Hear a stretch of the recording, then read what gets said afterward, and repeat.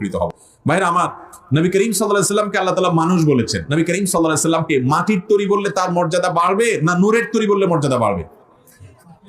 বুঝে বলছেন? ফেরেশতারা নূরের তৈরি, আর মানুষ হলো মাটির তৈরি, আর জিনরা হলো আগুনের তৈরি। জিনরা কিসের তৈরি?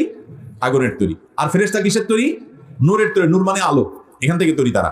আর মানুষ হলো কিসের তৈরি? মাটির তৈরি। এখন আসুন, ফেরেশতা, জিন, মানুষ। জিন এবং মানুষের মধ্যে শ্রেষ্ঠ কে? মানুষ না জিন? মানুষ। আল্লাহ কোরআনে বলছেন ওয়ালাকাদ কাররামনা বানি আদম, মানুষকে আমি সম্মানিত করেছি, এটা শ্রেষ্ঠ।